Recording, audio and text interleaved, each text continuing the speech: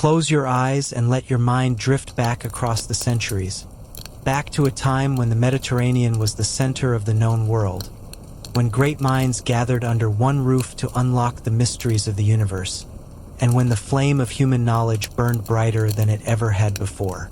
Tonight, we're going to spend an evening in the most magnificent repository of learning ever assembled by human hands, the Great Library of Alexandria.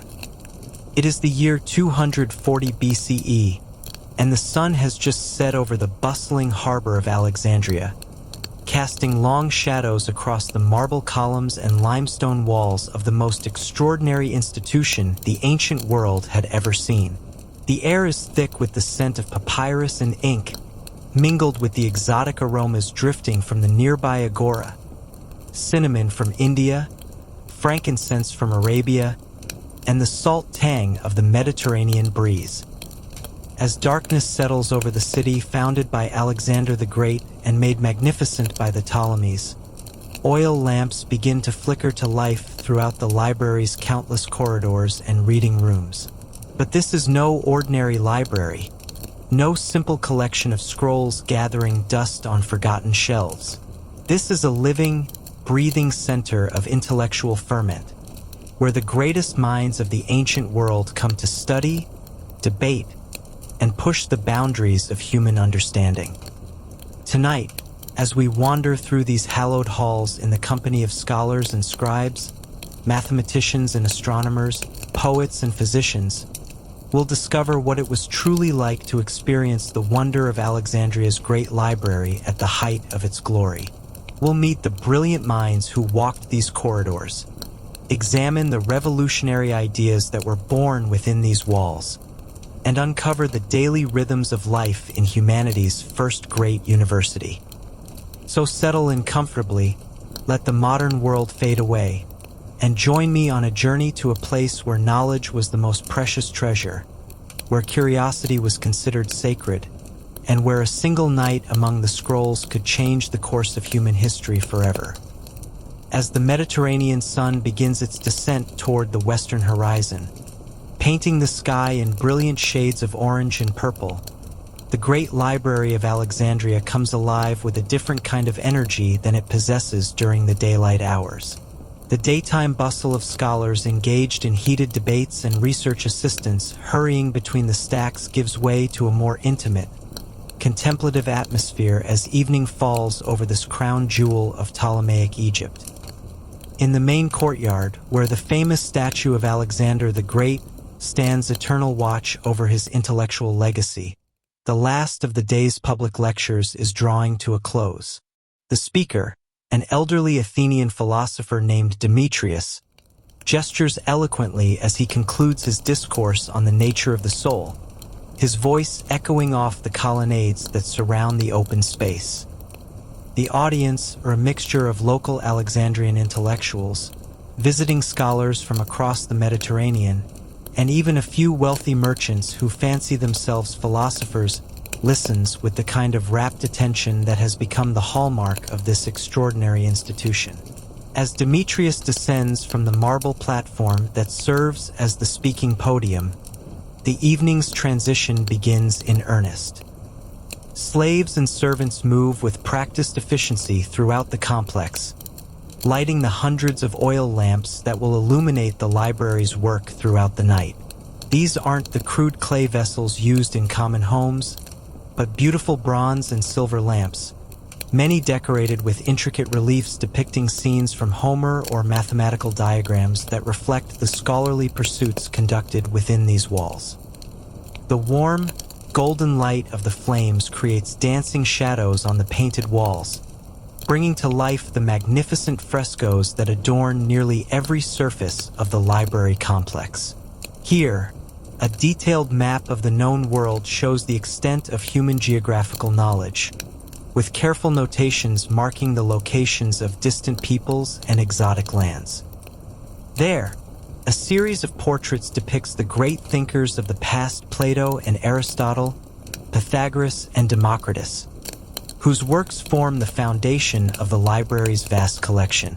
In the administrative quarters of the complex, The evening ritual of securing the day's acquisitions takes place with ceremonial precision. The library's purchasing agents, who spend their days scouring the markets and docks of Alexandria for new texts and rare manuscripts, present their daily haul to the head librarian for examination and cataloging. Each scroll is carefully inspected, its contents verified, and its proper place in the vast organizational system determined. Tonight's acquisitions are particularly exciting. A merchant ship from Rhodes has brought copies of several mathematical treatises by the brilliant Archimedes, whose reputation has spread throughout the Greek world. Another vessel from Athens has delivered what appears to be a previously unknown work by the great historian Herodotus, discovered in the private library of a deceased aristocrat and purchased at considerable expense by the library's agents. But perhaps most thrilling of all is a collection of texts from the distant city of Babylon, written in the ancient cuneiform script that few scholars in the Greek world can properly read. These tablets contain astronomical observations spanning centuries, recording the movements of planets and stars with a precision that promises to revolutionize the understanding of celestial mechanics. The library's small but dedicated staff of translators will spend months, perhaps years, working to unlock the secrets contained within these clay tablets. As the cataloging process continues, scribes work diligently to update the library's master index, a remarkable system that allows scholars to locate specific works among the hundreds of thousands of scrolls housed within the complex. This cataloging system, developed over decades of continuous refinement, represents one of the great organizational achievements of the ancient world, making it possible for researchers to efficiently access the vast stores of knowledge assembled within these walls. The library's copying workshops also come alive during the evening hours, as teams of professional scribes begin the meticulous work of creating duplicate copies of important texts. The soft scratching of reed pens on papyrus creates a gentle background symphony that will continue throughout the night, as these skilled craftsmen work to preserve and disseminate the knowledge entrusted to their care. Each scribe specializes in particular types of texts. Some focus on literary works, others on mathematical treatises, still others on medical or astronomical texts, ensuring that the copies maintain the highest possible accuracy and quality.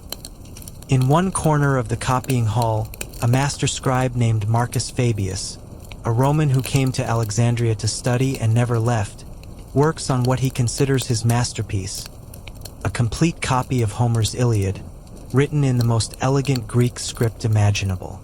Each letter is formed with artistic precision, and the margins are decorated with miniature illustrations depicting key scenes from the epic poem. This copy isn't intended for everyday use, but will join the library's collection of presentation volumes, works of such beauty and craftsmanship that they serve as both repositories of knowledge and works of art in their own right.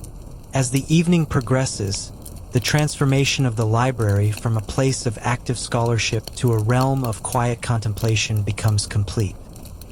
The public areas gradually empty of casual visitors, leaving behind the dedicated scholars, researchers, and students who consider the library not just a place to visit, but a home where their intellectual souls can find nourishment and inspiration.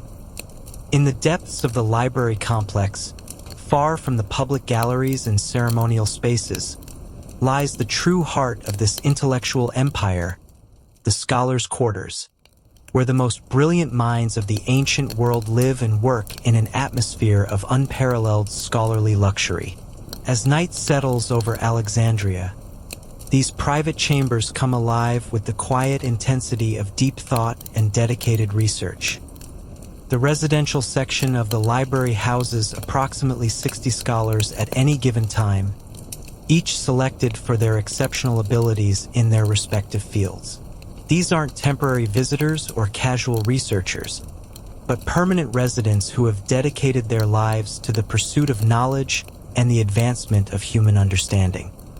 They represent the intellectual elite of the Mediterranean world, drawn from every corner of the known earth to contribute to this unprecedented experiment in collaborative scholarship. Among them is Apollonius of Rhodes, the brilliant poet and scholar who has recently completed his epic masterwork, the Argonautica, a retelling of the Jason and the Golden Fleece legend that rivals Homer himself in its literary sophistication. Tonight, as on most evenings, Apollonius sits in his comfortable chamber overlooking the harbor, working by lamplight on a critical analysis of epic poetry that he hopes will establish new standards for literary excellence throughout the Greek world. His room, like all the scholars' quarters, is furnished with elegant simplicity. A comfortable bed, a writing desk of polished cedar wood imported from Lebanon, several chairs for visitors and students, and most importantly, shelves lined with his personal collection of scrolls. These aren't books borrowed from the library's main collection, but his own working copies, annotated with his thoughts and observations, cross-referenced with other texts, and marked with the kind of detailed marginalia that represents years of careful study and contemplation. Down the corridor, in a chamber decorated with astronomical charts and geometric diagrams, Eratosthenes of Cyrene works on the calculations that will soon make him famous throughout history. The brilliant mathematician and geographer has recently conceived a method for measuring the circumference of the Earth, using observations of shadows cast at noon in different cities to determine the planet's actual size. Tonight, he pores over the data sent to him by correspondents in Syene and other distant locations, working and reworking the calculations that will prove the Earth is far larger than anyone previously imagined. The walls of Eratosthenes' chamber are covered with maps and charts, representing the most accurate geographical knowledge available to the ancient world. But these aren't static displays, they're working documents, constantly updated as new information arrives from explorers, merchants, and military expeditions. Each map tells a story of human curiosity and courage, marking the gradual expansion of geographical knowledge that has accelerated dramatically since Alexander's conquests opened the East to Greek exploration. On his writing desk, next to the scrolls containing his mathematical calculations, lies a partially completed work that will prove equally revolutionary, a comprehensive chronicle of world history that attempts to establish accurate dates for major events from the fall of Troy to the present day. This chronological framework, known to posterity as the chronography, represents an unprecedented attempt to create a unified timeline for human civilization, correlating Greek, Egyptian, Babylonian, and other historical traditions into a coherent narrative. In another wing of the residential quarter, the physician Herophilus continues his groundbreaking work in anatomy and medical science. His chamber doubles as a private laboratory, equipped with the finest medical instruments available and lined with detailed anatomical drawings that represent years of careful observation and dissection. The Ptolemaic rulers have granted him the extraordinary privilege of conducting human dissection for scientific purposes, a practice forbidden in most parts of the Greek world but considered essential for advancing medical knowledge. Tonight, Herophilus works on a comprehensive treatise describing the circulatory system, based on his detailed observations of the human heart and blood vessels. His drawings, executed with scientific precision and artistic skill, reveal the inner workings of the human body with unprecedented accuracy. These aren't merely technical illustrations, but works of art that celebrate the beauty and complexity of human anatomy while advancing the cause of medical science. The impact of Herophilus' work extends far beyond the walls of his chamber.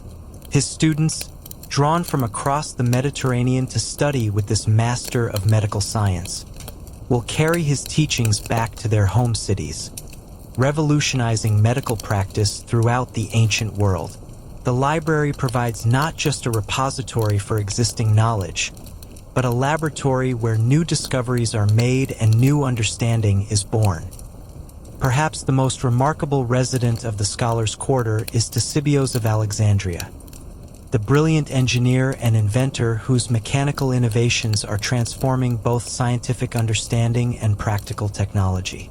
His workshop, located in the basement levels of the library complex, resembles something from a far distant future, filled with intricate mechanical devices, hydraulic systems, and precision instruments that push the boundaries of ancient engineering. Tonight, Ctesibios works on his latest creation, a device he calls a water clock that promises to keep more accurate time than any previous timekeeping mechanism. The device uses a complex system of water flow and mechanical gears to track the passage of hours with unprecedented precision, allowing astronomers and other scholars to make observations with a level of temporal accuracy that was previously impossible. But Ctesibios is perhaps best known for his work with pneumatics and hydraulics, creating mechanical devices powered by air pressure and water flow that seem to border on magic to those who witness their operation. His mechanical organs produce haunting musical tones through precisely controlled airflow, while his automated figures move and gesture with lifelike precision. These aren't merely entertaining curiosities, but serious scientific instruments that advance understanding of physics and engineering principles. The collaborative atmosphere of the library means that these brilliant minds don't work in isolation.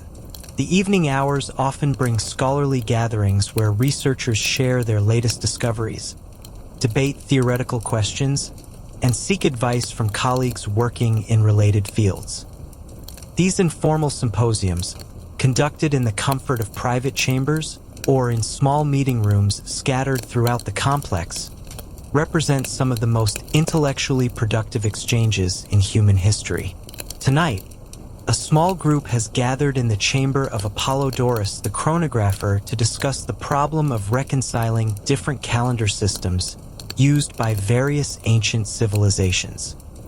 The participants include mathematicians, astronomers, historians, and philosophers, each bringing their unique expertise to bear on this complex question. The discussion ranges from pure mathematical theory to practical problems of historical dating, illustrating the interdisciplinary approach that makes the library such a fertile ground for intellectual advancement. As the evening deepens and the oil lamps burn lower, these scholars continue their work with the kind of passionate dedication that has made the Library of Alexandria the wonder of the ancient world. Each represents years of preparation and study, but more importantly, each contributes to the collective enterprise of human knowledge that makes this institution truly special. As the night deepens over Alexandria and most of the city sleeps, the great library enters its most mysterious and enchanting phase. The public areas have long since emptied, the casual visitors have returned to their homes and inns, and even many of the resident scholars have retired to their chambers. But the library never truly sleeps in the depths of the manuscript collections. A dedicated group of researchers continues their work under the gentle glow of oil lamps, pursuing knowledge with an intensity that borders on the sacred. The main reading hall, a vast chamber that during daylight hours echoes with scholarly conversations and the rustle of papyrus scrolls, now takes on an almost cathedral-like atmosphere. The high ceiling, supported by towering columns of red granite quarried from distant Aswan, disappears into shadows above the reach of the lamplight. The walls, lined from floor to ceiling with pigeonhole compartments containing thousands upon thousands of scrolls, seem to pulse with the accumulated wisdom of centuries. At scattered reading tables throughout the hall, perhaps a dozen scholars work in companionable silence, each absorbed in their particular area of research. The soft scratch of reed pens on papyrus and the gentle whisper of scrolls being unrolled and re-rolled create a subtle symphony that has become the night music of intellectual pursuit. These aren't casual readers or beginning students, but serious researchers engaged in projects that may take years to complete and could reshape entire fields of knowledge. Near the mathematics section, a young scholar named Nicomedes works on geometric problems that will one day lead to his discovery of the conchoid curve, a mathematical concept that will prove crucial for solving ancient problems like the trisection of an angle.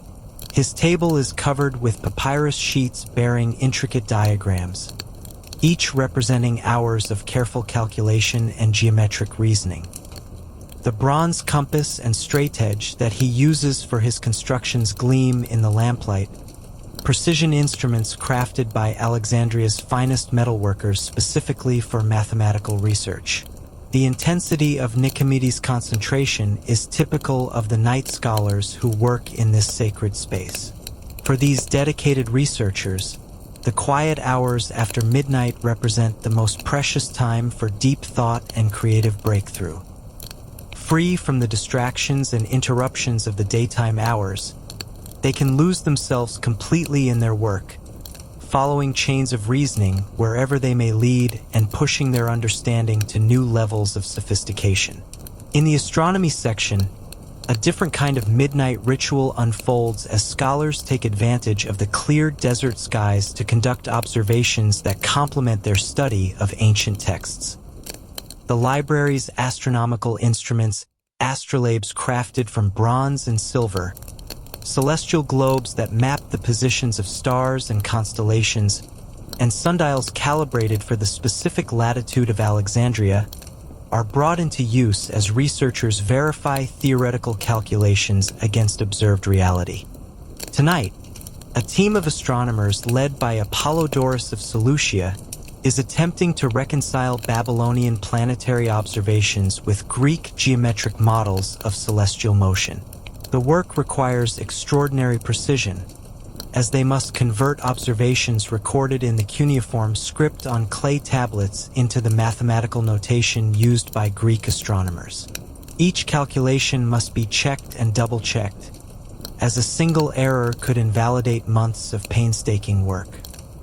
The Babylonian tablets themselves represent one of the library's most precious acquisitions, a collection of astronomical records spanning more than 1,000 years, acquired at enormous cost from Mesopotamian temples and private collectors.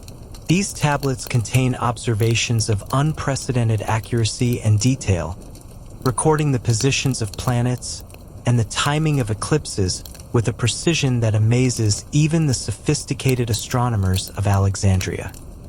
Working with these tablets requires specialized knowledge that few scholars possess. The cuneiform script itself is challenging enough, but understanding the astronomical terminology and mathematical techniques used by Babylonian astronomers requires years of dedicated study. The library maintains a small group of specialists who have devoted themselves to mastering these ancient texts, serving as bridges between the wisdom of Mesopotamia and the scientific methods of the Greek world. In another corner of the reading hall, medical researchers work with texts that reveal the accumulated healing wisdom of multiple civilizations. Egyptian papyri describe surgical techniques and pharmaceutical preparations developed over millennia of medical practice. Greek treatises explore the theoretical foundations of medical science, attempting to understand the underlying principles that govern health and disease. And increasingly, works from India and other distant lands bring new perspectives on medicine that challenge traditional assumptions. The medical section of the library contains some of the most closely guarded secrets of the ancient world, detailed descriptions of surgical procedures, recipes for powerful drugs, and diagnostic techniques that allow physicians to identify diseases with remarkable accuracy. These texts aren't merely theoretical works, but practical manuals written by experienced physicians who have spent their careers treating patients and refining their understanding of the human body. Tonight, a physician named Chrysippus works on a comprehensive treatise that will synthesize medical knowledge from multiple traditions into a unified system of healing. His work involves comparing Egyptian, Greek, Babylonian, and Indian approaches to medicine, identifying common principles while noting important differences in technique and theory. The project represents years of research and will require the collaboration of scholars from multiple disciplines to complete. The pharmaceutical research conducted within the library's walls has practical implications that extend far beyond academic understanding. Alexandria's location at the crossroads of Africa, Asia, and Europe makes it a natural center for the trade in medicinal plants and exotic drugs. The library's scholars work closely with local physicians and pharmacists to test new treatments and refine existing remedies, creating a continuous dialogue between theoretical knowledge and practical application. As the night progresses and the oil lamps burn lower, the dedicated researchers continue their work with an intensity that reflects the sacred nature of their pursuit. For these scholars, knowledge isn't merely an academic exercise, but a calling that demands complete dedication and lifelong commitment. The quiet hours after midnight provide the perfect environment for the kind of deep, sustained thought that leads to genuine breakthroughs in understanding. The manuscript collections themselves seem to take on a life of their own during these midnight hours. The papyrus scrolls, some of them centuries old, contain not just text but the accumulated wisdom and experience of countless generations of scholars. As researchers unroll these ancient documents and study their contents by lamplight, they participate in an unbroken chain of intellectual tradition that stretches back to the very beginnings of human civilization. Each scroll tells a story, not just the story contained in its text, but the story of its creation, preservation, and transmission across time and space. Some bear the personal notes and annotations of famous scholars from earlier generations, creating a dialogue across centuries between minds separated by time, but united by their common pursuit of truth and understanding. In a specially constructed chamber adjacent to the main reading hall, where the acoustics have been carefully designed to minimize echoes and outside noise, the library's most precious mathematical manuscripts are housed and studied. This is the inner sanctum of ancient mathematical knowledge, where the geometric insights of Euclid, the number theory of Pythagoras, and the mechanical innovations of Archimedes are preserved, studied, and extended by the finest mathematical minds of the age. The chamber itself reflects the mathematical principles it contains. Its proportions follow the golden ratio that the Pythagoreans considered the most perfect of all mathematical relationships, while the arrangement of reading stations and storage alcoves demonstrates practical applications of geometric optimization. Even the placement of oil lamps has been calculated to provide the most even illumination possible while minimizing shadows that might interfere with the study of geometric diagrams. Tonight, 3 of the library's most accomplished mathematicians work in this sacred space, each absorbed in research that pushes the boundaries of mathematical understanding. Their work represents not just individual brilliance, but the collaborative spirit that makes the library such a fertile ground for intellectual advancement. Problems that might stymie a single scholar working in isolation can often be solved through the exchange of ideas and techniques between researchers with different backgrounds and approaches. Diocles of Charistus, renowned for his work on conic sections, sits at a marble-top table examining a recently acquired manuscript that contains some of Archimedes' latest work on the properties of spirals. The text, written in Archimedes' own hand and acquired at considerable expense from a collector in Syracuse, represents mathematical insights of extraordinary sophistication. Each proposition builds upon previous results with logical precision, creating a chain of reasoning that culminates in genuinely revolutionary understanding of curved geometric forms. As Diocles studies the manuscript, he takes careful notes on a separate papyrus sheet, not just copying Archimedes' results, but working through each proof step by step to ensure complete understanding. This process of active engagement with mathematical texts is characteristic of the scholarly method developed at the library. Researchers don't simply memorize results. but work to understand the underlying principles that make those results possible. The geometric diagrams that accompany Archimedes' text are works of art in their own right, drawn with precision instruments and colored with pigments that make complex relationships immediately visible. These aren't merely illustrations but essential components of the mathematical argument, allowing readers to visualize abstract concepts and follow chains of geometric reasoning that would be impossible to understand from text alone. At another table, Herodotus of Athens works on problems related to isoperimetric geometry, the study of figures that have the same perimeter but different areas, or the same area but different perimeters. His research has practical applications in architecture and engineering, helping to determine the most efficient shapes for buildings, harbors, and other constructions. But beyond these practical considerations, isoperimetric geometry reveals deep mathematical principles about the relationship between form and function that have philosophical implications extending far beyond mathematics. Herodotus's work involves both theoretical analysis and practical experimentation. Using bronze wires that can be bent into different shapes, he creates physical models of geometric forms and measures their properties directly. This combination of theoretical reasoning and empirical observation represents the scientific method at its finest, demonstrating how mathematical understanding advances through the interplay between abstract thought and concrete investigation.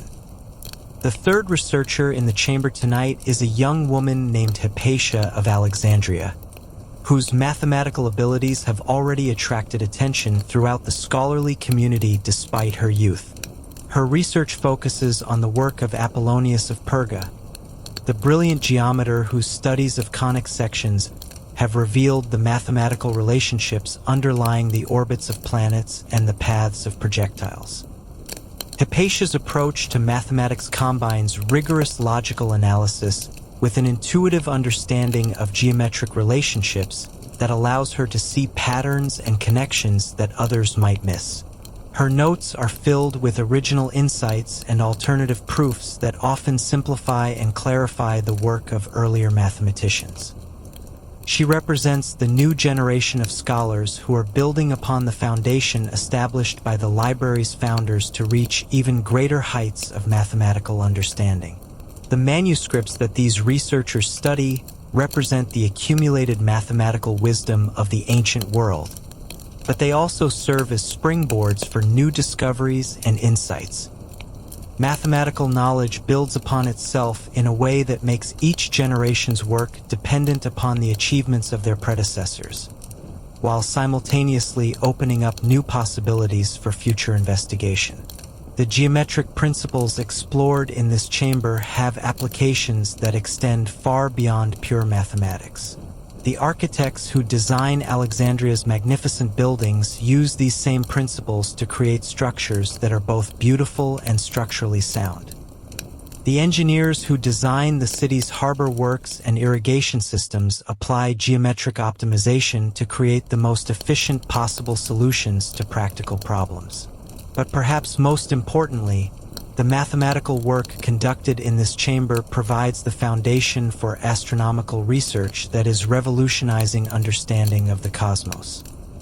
The geometric models used to describe planetary motions, the trigonometric techniques used to calculate distances to celestial objects, and the numerical methods used to predict eclipses and other astronomical phenomena all depend upon the mathematical insights preserved and extended within these walls. As the night deepens and the oil lamps burn lower, the mathematical researchers continue their work with an intensity that reflects the profound importance of their discoveries. Each proof verified, each theorem extended, each new insight achieved represents a permanent addition to human knowledge that will benefit scholars for generations to come. The preservation and transmission of mathematical knowledge requires not just individual brilliance, but institutional commitment spanning generations.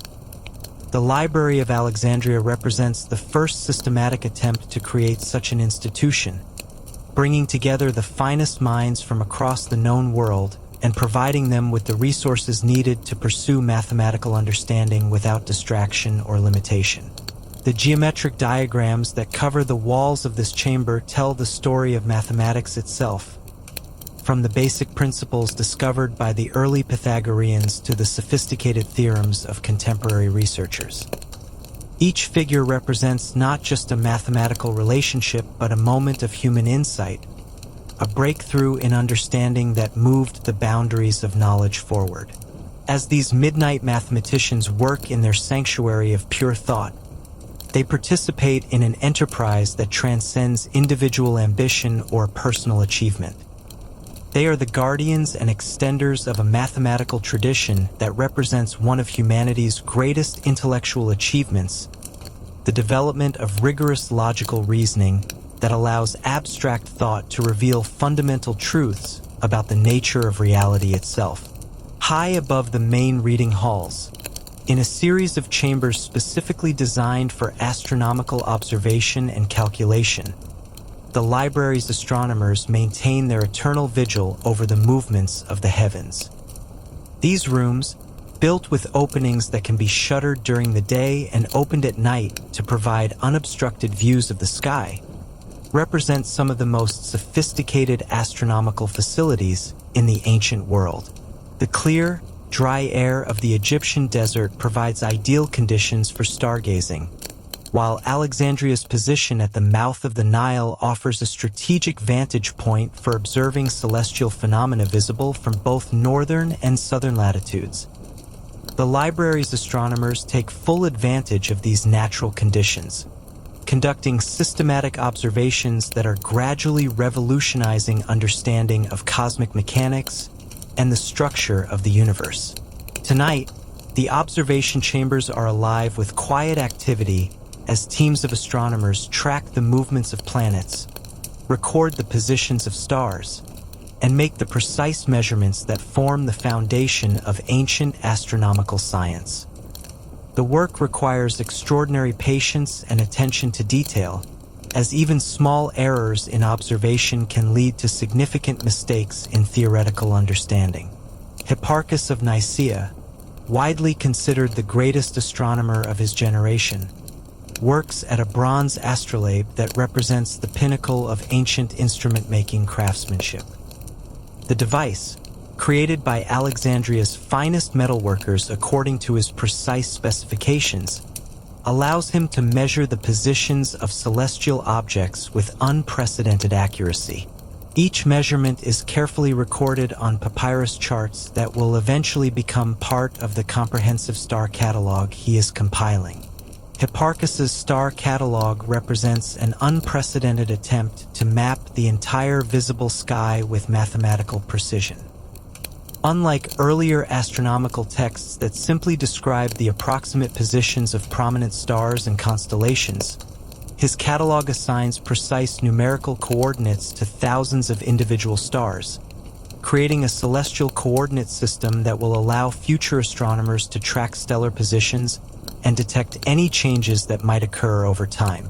The work is painstakingly slow and requires absolute precision.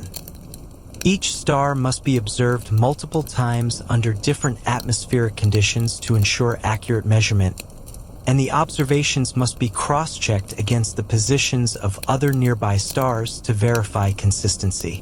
The mathematical calculations required to convert raw observations into standardized coordinates demand both computational skill and geometric understanding of the highest order. At another observation station, a team led by Apollodorus of Athens focuses on planetary observations, attempting to understand the complex motions that cause planets to sometimes move forward against the stellar background and sometimes appear to reverse direction.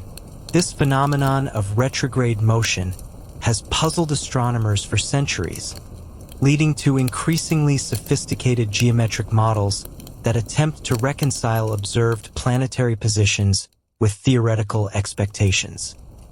The planetary observations conducted at the library build upon centuries of Babylonian astronomical records, but they also incorporate the geometric sophistication that Greek mathematics brings to celestial studies.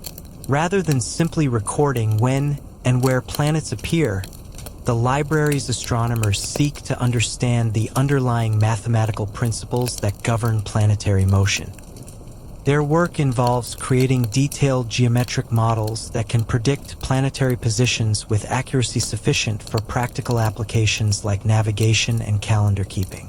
These models, based on combinations of circular motions that Greek mathematical tradition considers the most perfect form of movement, require complex calculations that push the boundaries of ancient computational techniques. The library's astronomers also maintain careful records of lunar observations, tracking the moon's phases and position with precision that enables accurate prediction of eclipses. This work has practical importance for maritime navigation and agricultural planning, but it also contributes to theoretical understanding of the relationship between Earth, Moon, and Sun that forms the foundation of ancient cosmology. Eclipse prediction represents one of the most challenging and impressive achievements of ancient astronomy. The complex interplay of solar, lunar, and terrestrial motions that produces eclipses requires mathematical models of extraordinary sophistication, incorporating not just the average motions of celestial bodies, but also the subtle variations and irregularities that affect precise timing. The successful prediction of eclipses demonstrates the power of mathematical astronomy to reveal hidden patterns in natural phenomena, providing compelling evidence that the universe operates according to rational principles that human intelligence can discover and understand. For the library's astronomers, each successful eclipse prediction validates their theoretical models and encourages further investigation of cosmic mechanics. In addition to conducting original observations, the library's astronomical team works to preserve and extend the observational records inherited from earlier civilizations. Babylonian cuneiform tablets containing centuries of planetary observations are carefully translated and incorporated into Greek astronomical texts, while Egyptian records of stellar positions and calendar calculations provide additional data for comparative analysis. This synthesis of observational traditions from multiple civilizations represents one of the library's most important contributions to astronomical science. By combining the long-term observational records of Babylon and Egypt with the mathematical sophistication of Greek geometric methods, Alexandria's astronomers create a new kind of astronomical science that is both empirically grounded and theoretically sophisticated. The preservation and interpretation of ancient astronomical records requires specialized linguistic and mathematical skills that few scholars possess.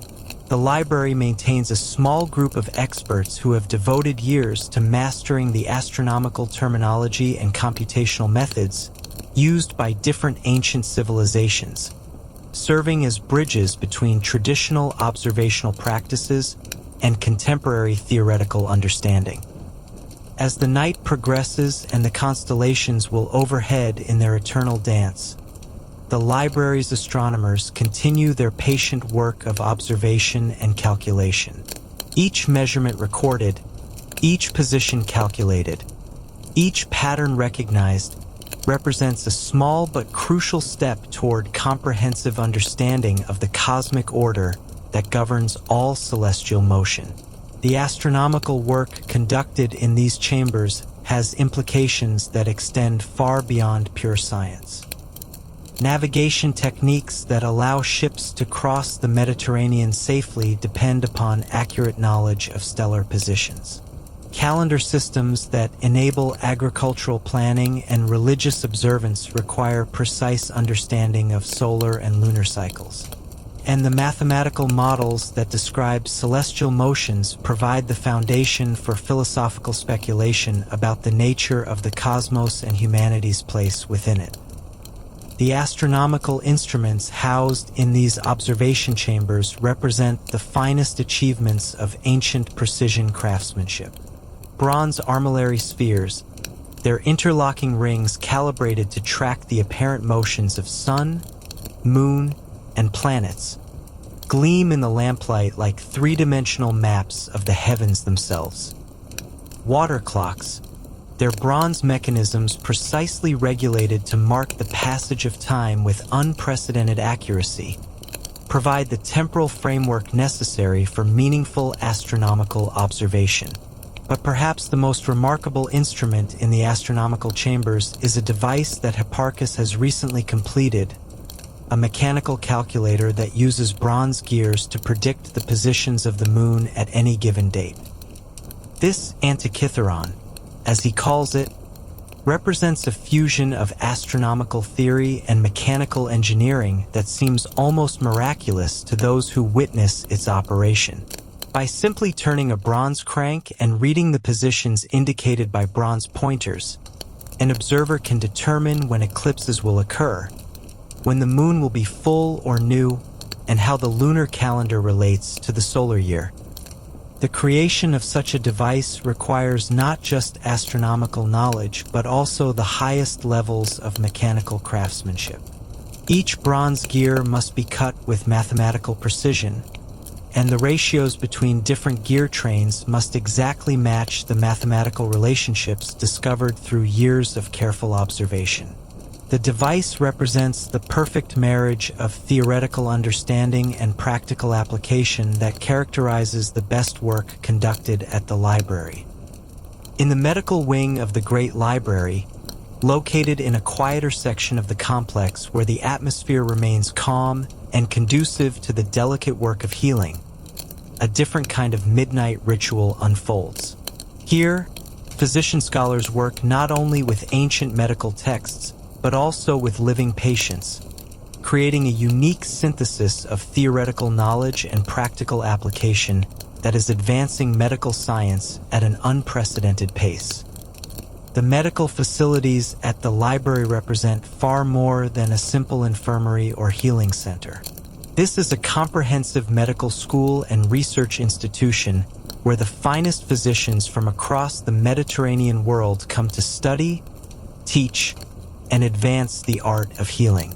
The combination of extensive medical libraries, well-equipped surgical facilities, and access to patients from all social classes and ethnic backgrounds creates an ideal environment for medical education and research. Tonight, in the main medical library, Herophilus continues his revolutionary work on human anatomy, surrounded by the most comprehensive collection of medical texts ever assembled. Scrolls from Egypt preserve thousands of years of accumulated medical knowledge, including detailed descriptions of surgical procedures, pharmaceutical preparations, and diagnostic techniques developed by generations of temple physicians. Greek medical texts provide theoretical frameworks for understanding disease and health, while works from Persia, India, and other distant lands offer alternative approaches to healing that challenge traditional assumptions.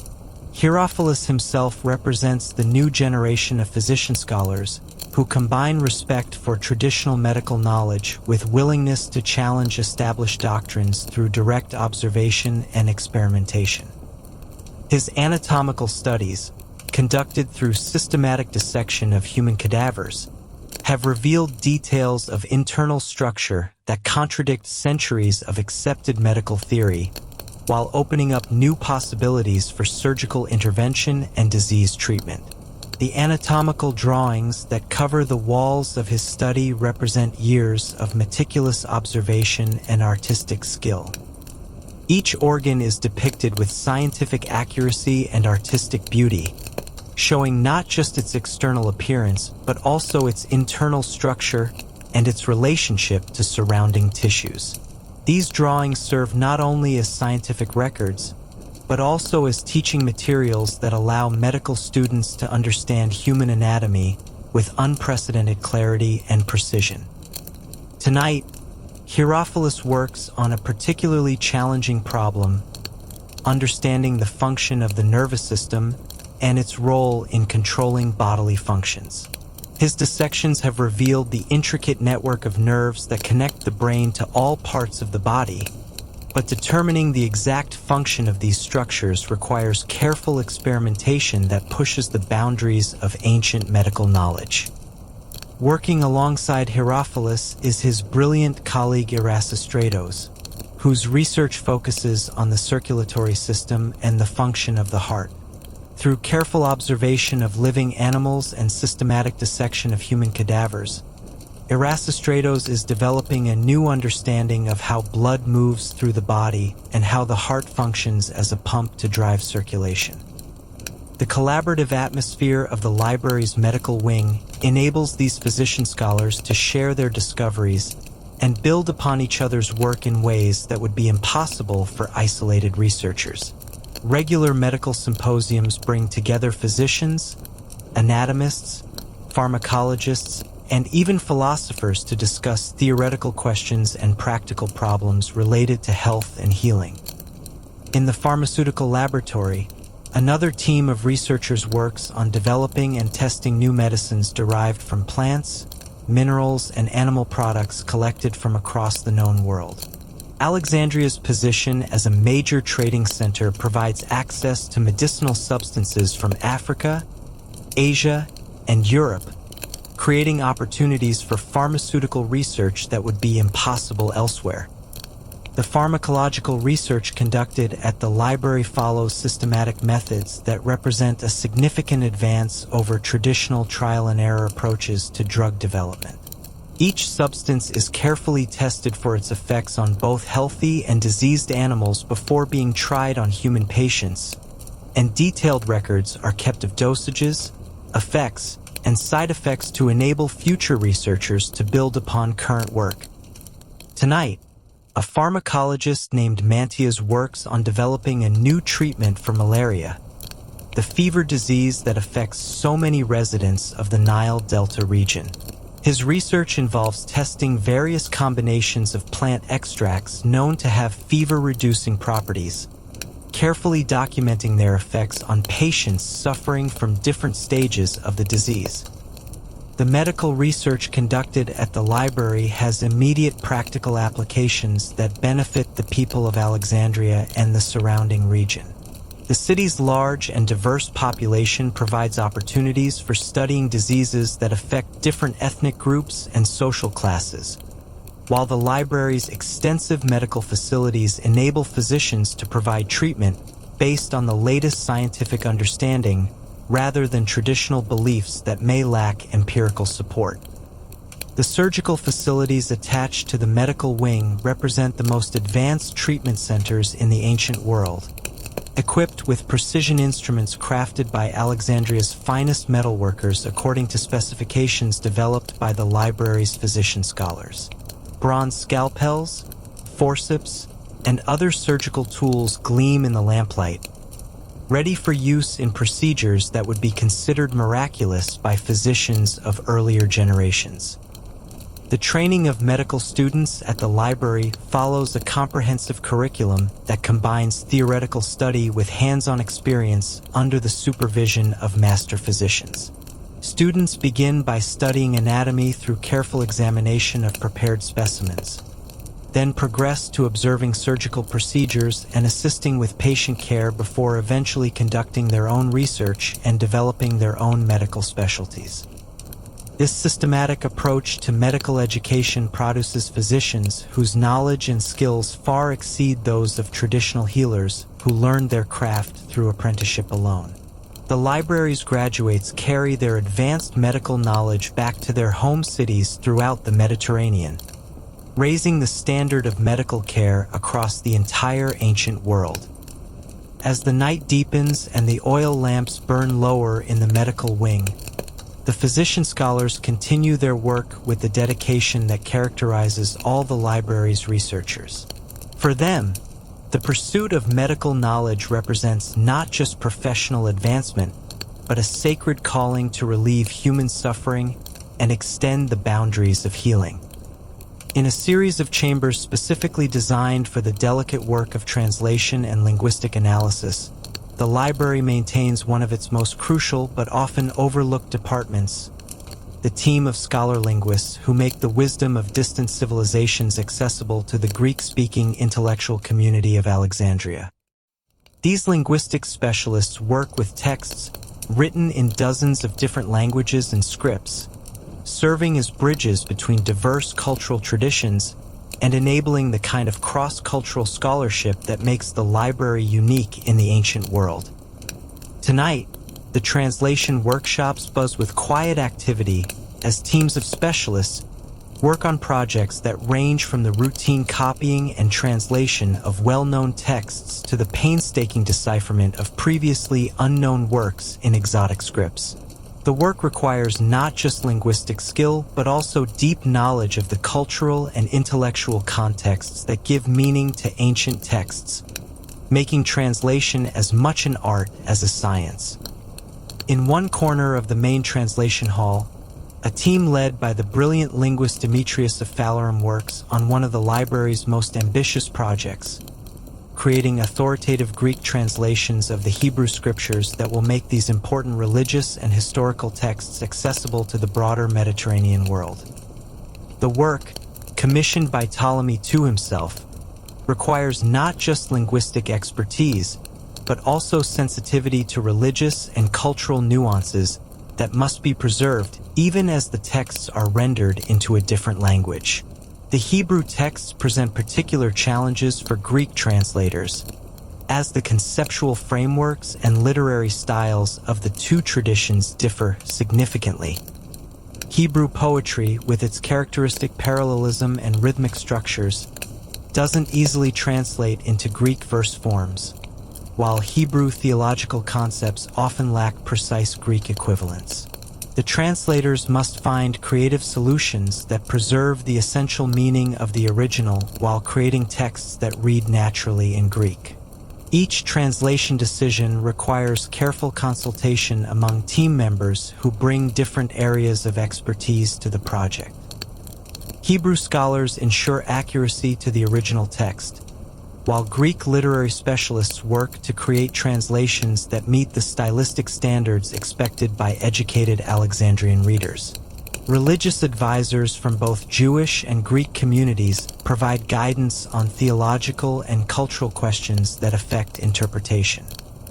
At another translation station, a different team works on an even more challenging project, rendering Babylonian astronomical texts written in cuneiform script into Greek mathematical notation.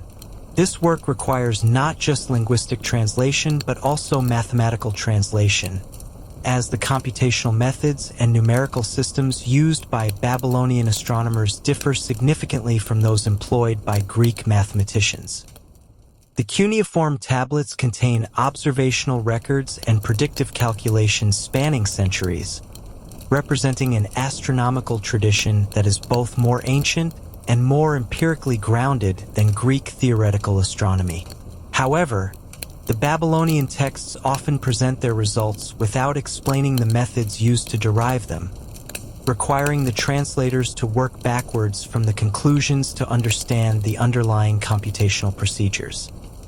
This reverse engineering of Babylonian mathematical astronomy represents one of the most intellectually demanding tasks undertaken at the library, requiring translators who are not just linguists but also accomplished mathematicians capable of understanding and reconstructing complex computational procedures from fragmentary evidence.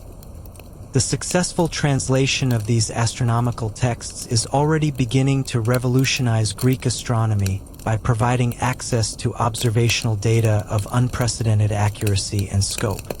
The centuries of Babylonian planetary observations enable Greek astronomers to test and refine their theoretical models in ways that would be impossible based on contemporary observations alone. In yet another section of the translation workshop, specialists work with texts from India that present entirely different challenges for cross-cultural communication. Sanskrit mathematical texts introduce numerical concepts and computational methods that have no Greek equivalents, while Indian philosophical works explore questions about the nature of reality and consciousness that require careful adaptation to make them comprehensible within Greek intellectual frameworks. The Indian mathematical texts are particularly valuable for their treatment of numerical computation and algebraic methods that complement the geometric emphasis of Greek mathematics.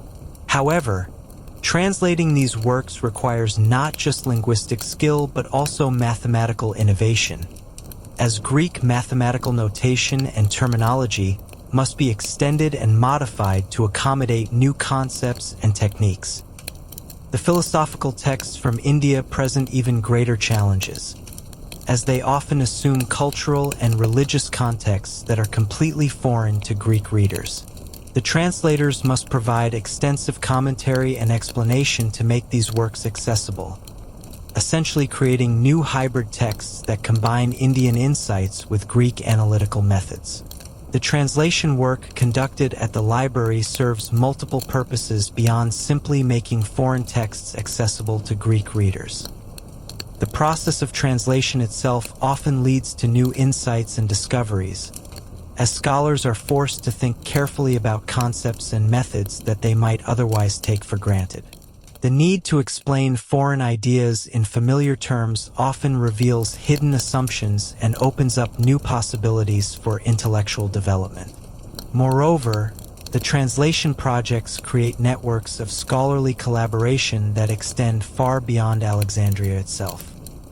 The library maintains correspondence with scholars and institutions throughout the known world, exchanging texts and ideas in a continuous process of intellectual cross-fertilization that enriches all the participating traditions. The preservation function of the translation workshops also cannot be overlooked. Many of the texts being translated exist in only a few copies, and some may represent the sole surviving examples of important works. By creating accurate Greek translations, the library ensures that the knowledge contained in these works will survive even if the original texts are lost to accident, war, or the simple passage of time. As the night progresses and the translators continue their meticulous work, they participate in an enterprise that transcends narrow linguistic or cultural boundaries. They are the guardians and interpreters of human intellectual heritage, ensuring that the wisdom accumulated by different civilizations becomes part of the common treasury of human knowledge available to future generations. The multilingual environment of the translation workshops reflects Alexandria's unique position as a crossroads between different worlds: Greek and Egyptian, Mediterranean and African, European and Asian. This cosmopolitan character enables the library to serve as a meeting place for intellectual traditions that might otherwise remain isolated from one another, creating possibilities for synthesis and innovation that emerge only through cross-cultural contact. As the night deepens over Alexandria and the city settles into peaceful slumber, the library's philosophical chambers come alive with a different kind of intellectual energy. Here, in comfortable rooms designed specifically for contemplation and discussion, the great philosophical minds of the age gather to grapple with the fundamental questions that have puzzled humanity since consciousness first turned inward upon itself.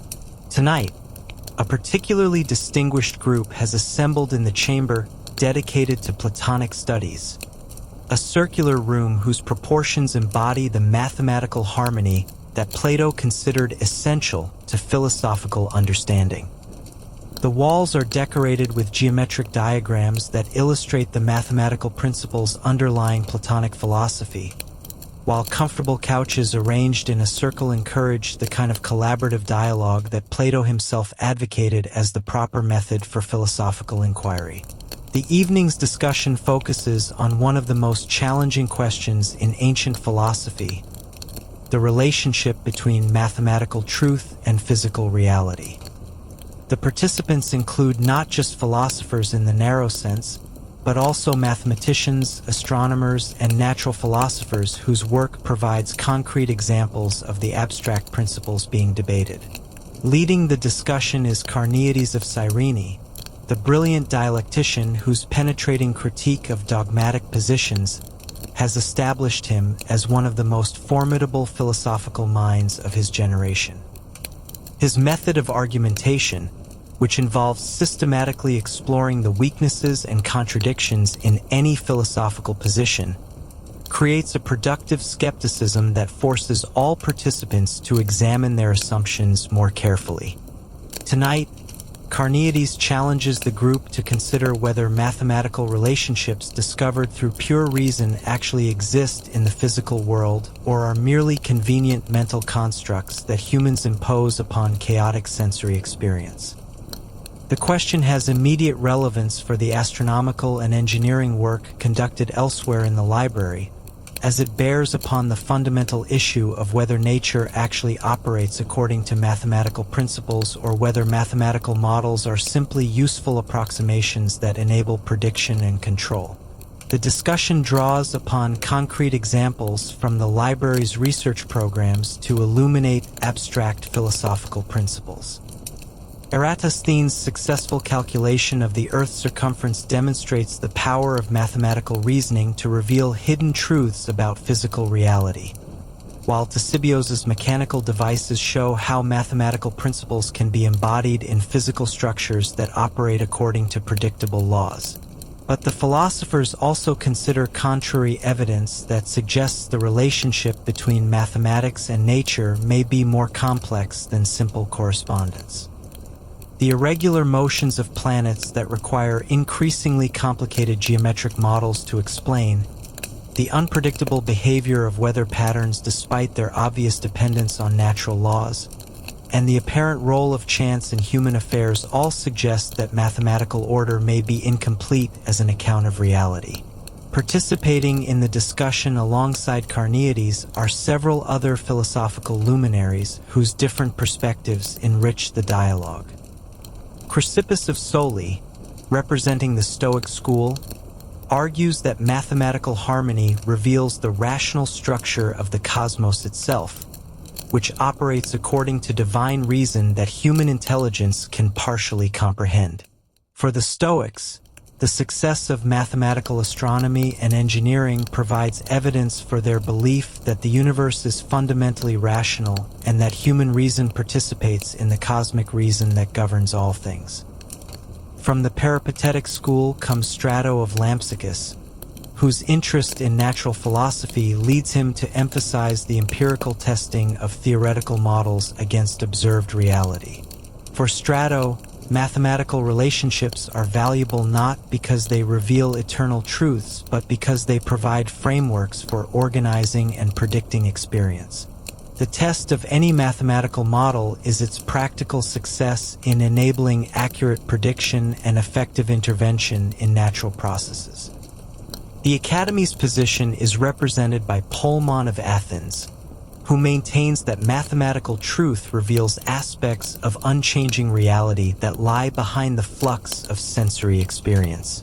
Following Plato's teaching, Polemon argues that the material world is an imperfect reflection of perfect mathematical forms that exist in a realm accessible only through rational thought. The physical examples of mathematical relationships studied by astronomers and geometers are valuable primarily as stepping stones toward pure rational insight.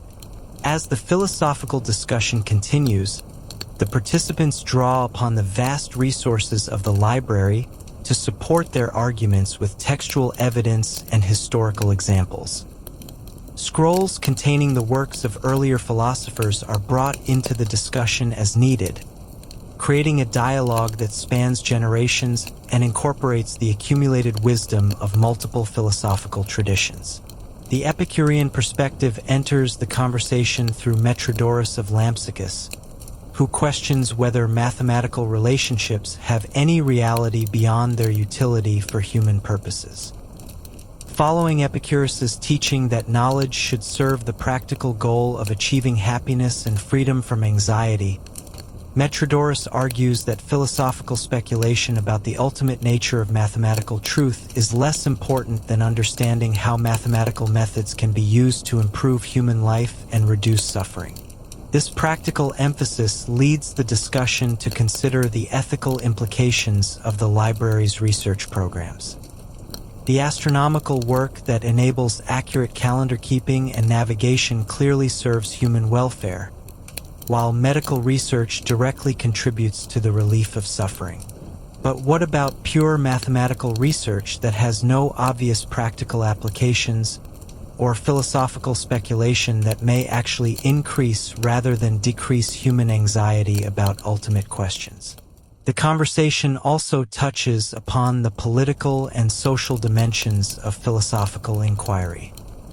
The library itself represents a particular model of intellectual life, one that depends upon royal patronage and social hierarchy to create the conditions necessary for sustained scholarly work. The philosophers debate whether this institutional context affects the validity of the knowledge produced within the library's walls, and whether intellectual inquiry can be truly objective when it depends upon political and economic arrangements that benefit some social groups at the expense of others. These political questions lead to broader consideration of the relationship between philosophy and power. The Ptolemaic rulers who support the library clearly benefit from the prestige and practical advantages that come from association with the greatest scholars of the age. But does this create conflicts of interest that compromise the independence of scholarly inquiry? Should philosophers concern themselves with the practical consequences of their theoretical investigations? As the night progresses and the philosophical discussion continues, the participants find themselves grappling with questions that have no easy answers, but whose consideration deepens their understanding of the fundamental issues that drive all intellectual inquiry. The collaborative atmosphere of the discussion enables each philosopher to test their ideas against the critical scrutiny of peers, while benefiting from alternative perspectives that might not otherwise be encountered. The philosophical chambers of the library serve not just as venues for abstract speculation, but as laboratories for testing different approaches to the fundamental questions that underlie all scholarly disciplines. The mathematical, astronomical, medical, and other research conducted elsewhere in the complex provides concrete material for philosophical analysis, while philosophical reflection helps to clarify the assumptions and methods that guide empirical investigation. In the depths of the library complex, far from the philosophical debates and astronomical observations that capture public attention, the most essential work of all continues throughout the night: the patient, meticulous labor of the scribes who preserve and multiply the precious texts that make all other scholarly activities possible. These unsung heroes of intellectual history work in spacious chambers illuminated by hundreds of oil lamps, their reed pens scratching steadily against papyrus in a rhythm that has become the heartbeat of human knowledge preservation. The copying workshops represent one of the library's most crucial functions, as the fragility of papyrus and the constant demand for texts require a continuous program of reproduction and restoration. Each manuscript in the library's vast collection must be copied multiple times to ensure its survival, while new acquisitions must be duplicated to create working copies that can be consulted by scholars without endangering the originals. Tonight, perhaps 40 scribes work in shifts throughout the copying halls, each specializing in particular types of texts that require different skills and techniques.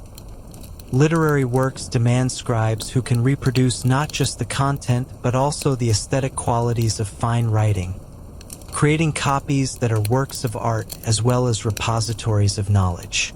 Mathematical texts require scribes who understand geometric diagrams and can reproduce complex figures with precision. Medical manuscripts need copyists familiar with anatomical terminology and pharmaceutical notation.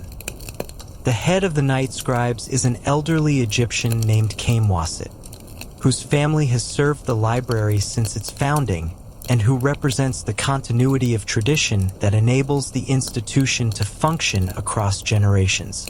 His knowledge of papyrus preparation, ink composition, and writing techniques represents decades of accumulated experience that cannot be replaced by formal training alone.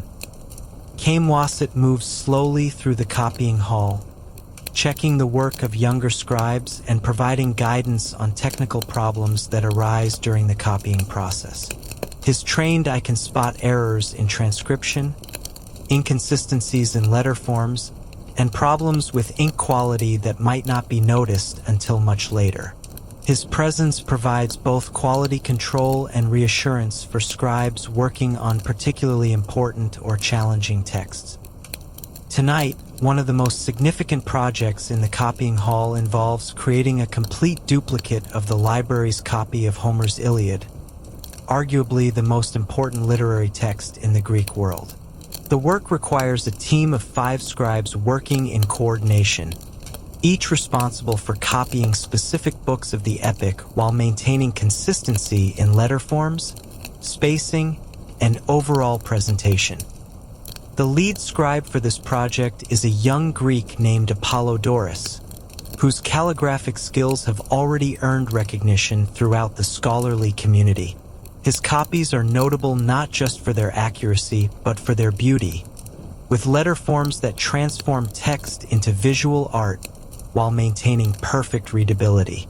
Each page of his Iliad copy will be suitable for presentation to royalty while serving the practical needs of scholars and students.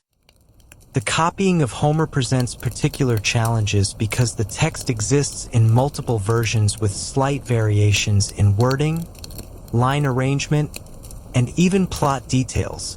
The library's scholars have worked to establish authoritative versions based on the most reliable manuscripts, but the copyists must be alert to variant readings and ensure that they reproduce the exact text approved by the library's editorial committee. In another section of the copying hall, a different team works on reproducing mathematical texts that require special techniques for handling geometric diagrams and numerical calculations. These scribes must be mathematically literate as well as skilled in calligraphy, as they need to understand the content they are copying to avoid errors that could invalidate entire proofs or computational procedures. The mathematical copying project tonight involves reproducing a collection of Euclidean geometric proofs that includes some of the most complex diagrams in ancient mathematics. Each figure must be drawn with instruments to ensure accuracy, while the accompanying text must be positioned precisely to maintain clear relationships between verbal explanations and visual demonstrations. The scribe responsible for this work is Nicomedes of Rhodes, whose background in both mathematics and calligraphy makes him uniquely qualified for such challenging assignments. His geometric diagrams are noted for their precision and clarity, while his mathematical notation follows the highest standards of scholarly presentation. His copies are often considered superior to the originals in terms of visual organization and pedagogical effectiveness. The medical copying section operates under particularly stringent quality control procedures, as errors in medical texts can have life or death consequences when the copies are used by practicing physicians. The scribes working on medical manuscripts undergo special training in anatomical and pharmaceutical terminology, while their work is subject to review by qualified physicians before being accepted into the library's collection. Tonight, the medical scribes work on reproducing a comprehensive pharmacological treatise that catalogs the medicinal properties of hundreds of plants, minerals, and animal products. The text includes detailed descriptions of drug preparation methods, dosage recommendations, and warnings about potential side effects, information that must be transmitted with absolute accuracy to be useful and safe. The preservation function of the copying workshops extends beyond simple reproduction to include restoration of damaged manuscripts and creation of improved versions that correct errors accumulated through previous copying. This editorial work requires scribes who are also scholars, capable of making informed judgments about textual problems and inconsistencies. The workshop maintains a collection of reference texts that serve as standards for comparison when questions arise about correct readings or proper formatting.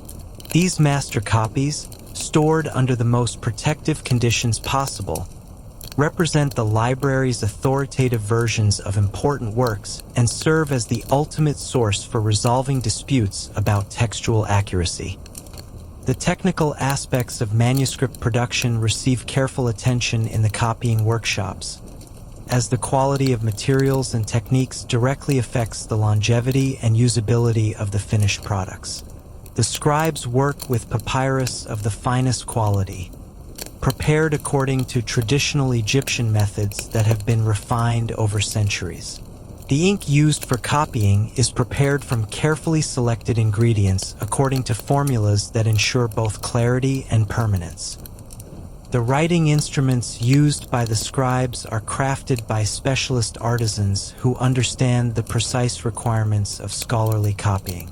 Reed pens are cut to specific angles and widths to produce letter forms of consistent size and weight, while bronze rulers and other measuring devices ensure accurate spacing and alignment.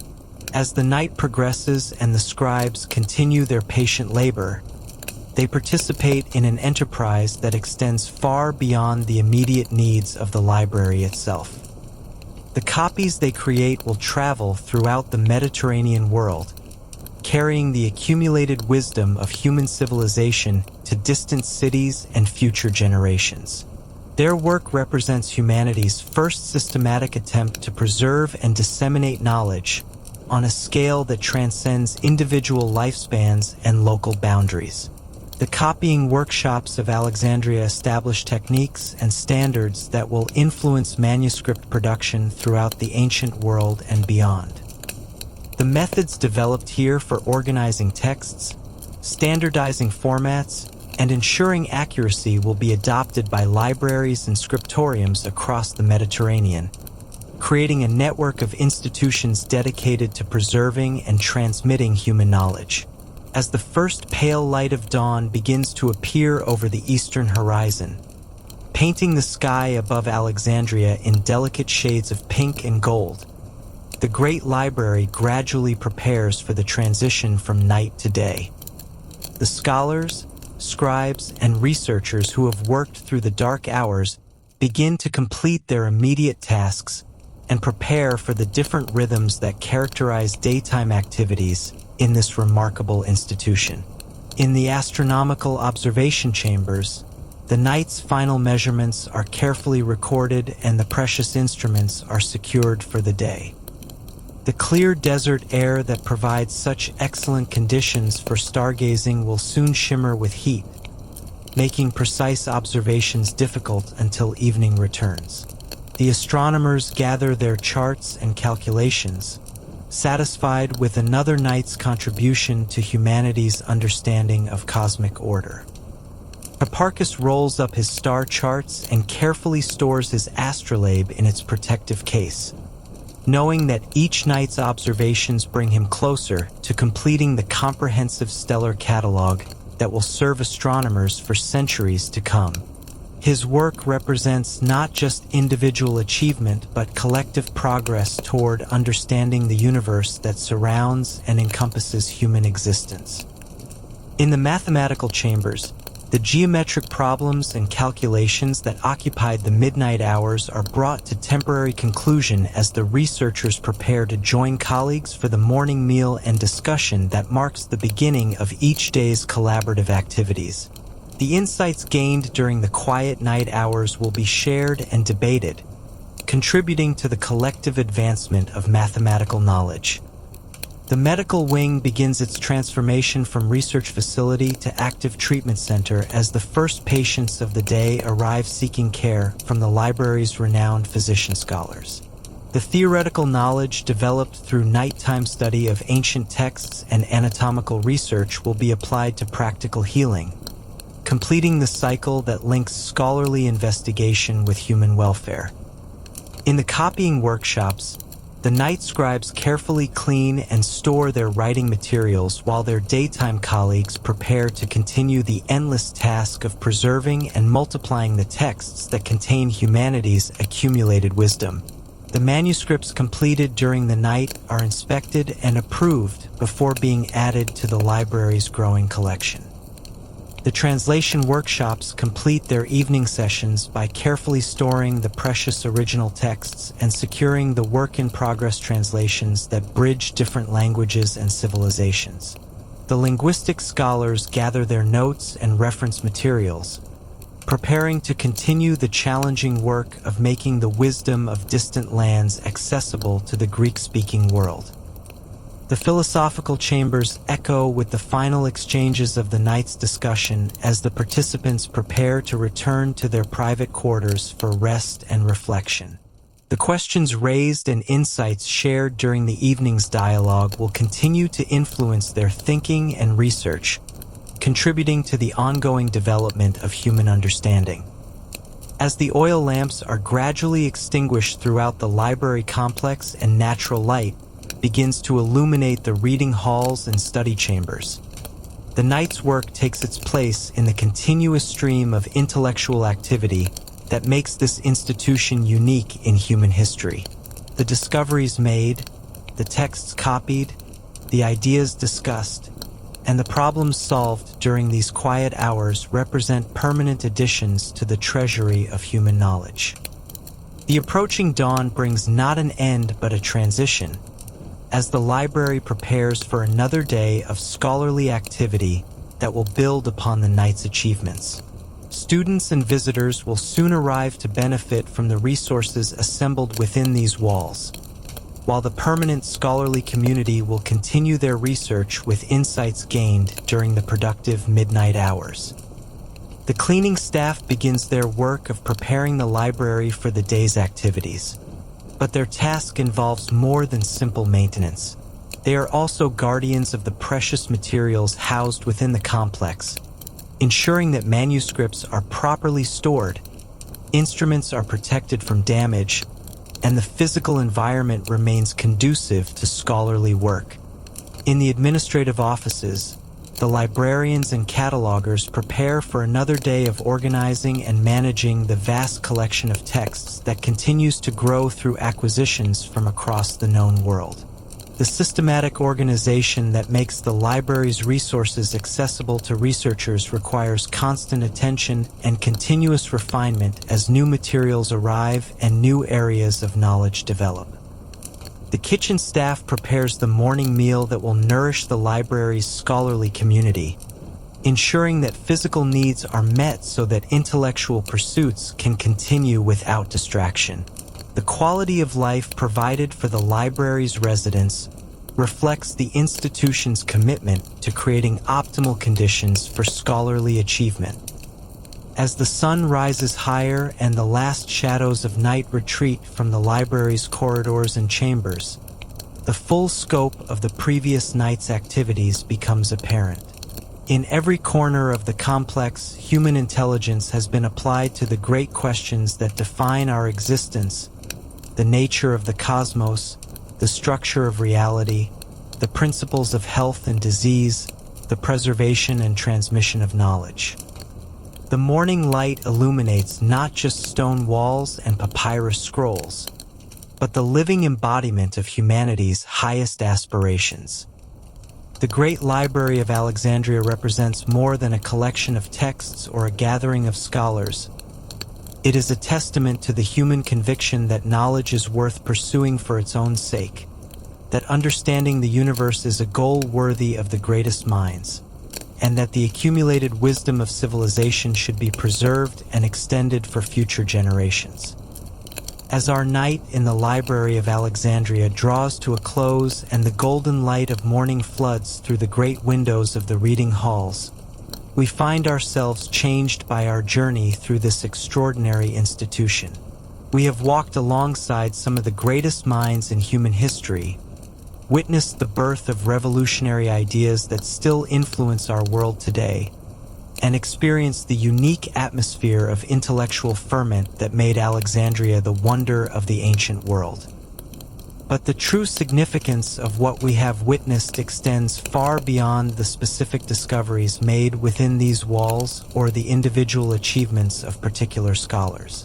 The Library of Alexandria represents humanity's first great experiment in creating an institution dedicated purely to the advancement of knowledge, and its influence extends across the centuries to shape our modern understanding of what scholarship and learning can accomplish when given proper support and encouragement.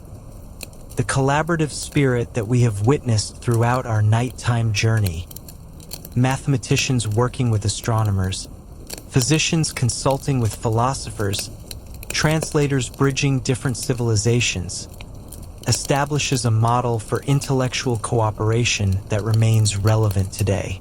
The library's conviction that knowledge belongs to all humanity rather than to particular nations or social classes anticipates the international character of modern science and scholarship. The systematic approach to collecting, organizing, and preserving knowledge that made the library's vast resources accessible to researchers represents an early version of the information systems that underlie contemporary libraries, universities, and digital databases.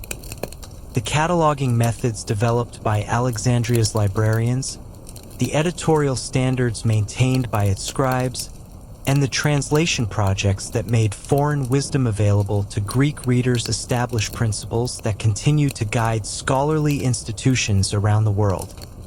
Perhaps most importantly, the library's commitment to supporting pure research alongside practical applications demonstrates an understanding of the relationship between theoretical knowledge and practical benefit that modern institutions would do well to emulate.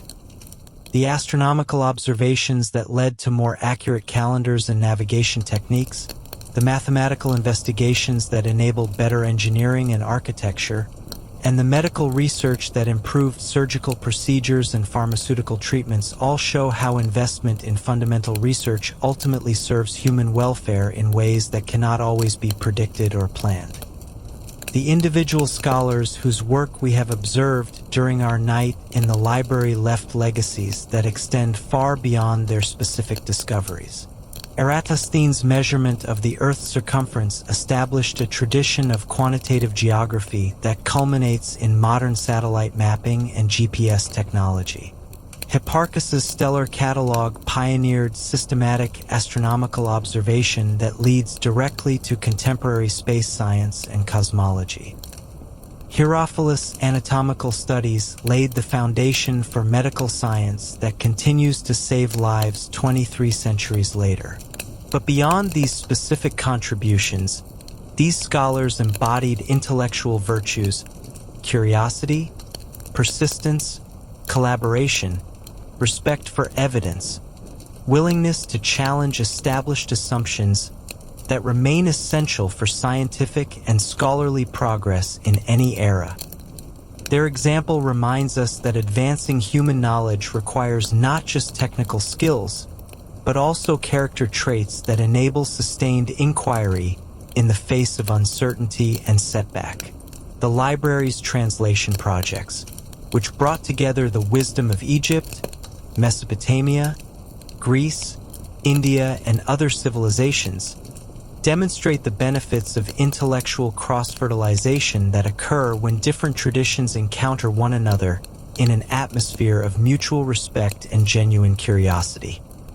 The mathematical insights that emerged from combining Babylonian observational astronomy with Greek geometric methods, the medical advances that resulted from synthesizing Egyptian, Greek, and foreign therapeutic traditions, and the philosophical developments that arose from comparing different approaches to fundamental questions all illustrate how diversity strengthens rather than weakens intellectual inquiry. This lesson has particular relevance for our contemporary world, where globalization creates opportunities for international scholarly collaboration that the library's founders could never have imagined. The internet enables researchers from different continents to share data and ideas instantaneously, while international institutions facilitate cooperation on scientific and scholarly projects that require resources and expertise beyond what any single nation can provide. Yet, our modern capabilities also create responsibilities that the ancient scholars could not have anticipated. The power of contemporary science and technology to affect human welfare and environmental conditions means that intellectual inquiry can no longer be conducted in isolation from ethical and social considerations. The library's model of scholarship as a public good supported by royal patronage must be adapted to democratic societies where research funding and priorities are subject to public debate and oversight. The physical destruction that eventually befell the Library of Alexandria reminds us of the fragility of human achievements and the constant vigilance required to preserve and protect intellectual heritage. The scattered destruction of the library's collections over several centuries, through budget cuts, religious conflicts, and simple neglect illustrates how even the most magnificent institutions can be lost if societies fail to maintain their commitment to supporting scholarship and preserving knowledge. This historical lesson has urgent contemporary relevance as libraries, universities, and other cultural institutions face funding pressures and political challenges that threaten their ability to serve their educational and research missions. The preservation of human knowledge requires not just initial commitment but sustained support across generations, particularly during periods when immediate practical benefits may not be obvious to political and economic decision-makers. The digital revolution has created new possibilities for preserving and sharing knowledge that exceed anything imagined by Alexandria's scholars. But it has also created new vulnerabilities as text stored in electronic formats may become inaccessible when technologies change or when institutional support disappears. The challenge of ensuring that contemporary scholarship remains available to future generations requires the same kind of systematic, long-term thinking that made the Library of Alexandria successful for nearly 7 centuries. As we prepare to leave our night journey through the library and return to our own time and place, we carry with us not just knowledge of ancient achievements but inspiration for contemporary efforts to advance human understanding and preserve cultural heritage. The scholars whose work we have witnessed remind us that intellectual curiosity and the pursuit of truth are among humanity's most noble and essential activities. The quiet dedication of the scribes who worked through the night to preserve precious texts reminds us that great achievements depend not only on brilliant discoveries but also on the patient, often unrecognized labor of those who maintain and transmit knowledge across time. The collaborative atmosphere that brought together scholars from different backgrounds and disciplines demonstrates that the most significant advances often emerge from the intersection of different perspectives and approaches. The commitment to accuracy and truth that characterized the library's research standards reminds us that intellectual integrity cannot be compromised without undermining the entire enterprise of scholarship. The willingness to challenge established assumptions and test theories against evidence that drove the library's most revolutionary discoveries remains essential for scientific and scholarly progress in any era. As dawn breaks over our imaginary Alexandria and the golden light illuminates the marble columns and painted walls of the great library, we understand that we have experienced more than just a historical recreation.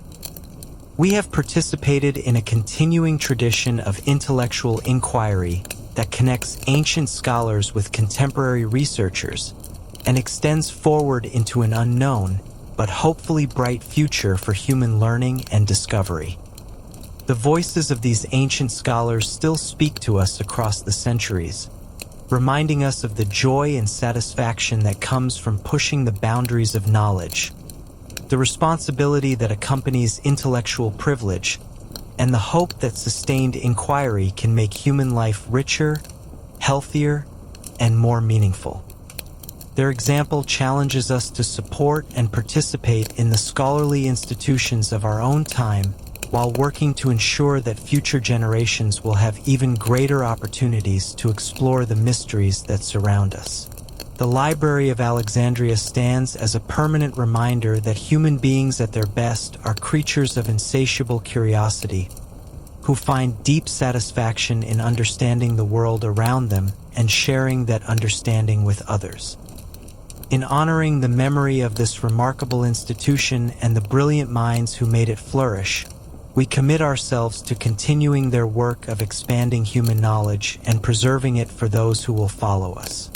And so our night among the scrolls and scholars of ancient Alexandria comes to an end. But the inspiration we have gained from witnessing their dedication and achievements will remain with us long after these words fade into the peaceful silence of sleep. The flame of knowledge that burned so brightly in the library's reading halls and research chambers continues to illuminate our path forward, reminding us that the pursuit of truth and understanding remains humanity's most important and enduring quest. Sweet dreams, fellow seekers of knowledge. The wisdom of the ancients lives on in every library we build, every question we ask, and every mystery we dare to explore. The Library of Alexandria may be dust and memory, but its spirit survives wherever human curiosity and the love of learning continue to flourish. In our dreams tonight, perhaps we will walk once more through those marble corridors, breathe the scent of papyrus and lamp oil, and feel the timeless thrill of discovery that united all who were privileged to study within those hallowed walls. As the echoes of the great library fade and the scholars of old return to the shadows of history, I hope you have found a sense of peace in these ancient halls tonight. Thank you for spending your evening here at History Bedtime Stories. I'm your host Arpit, and it's my privilege to research and share these forgotten moments with you while you rest. If there is a specific era or mystery you'd like to fall asleep to next, please leave a comment. I do read everyone. But for now, read deeply, let the world go, and sleep well. Good night.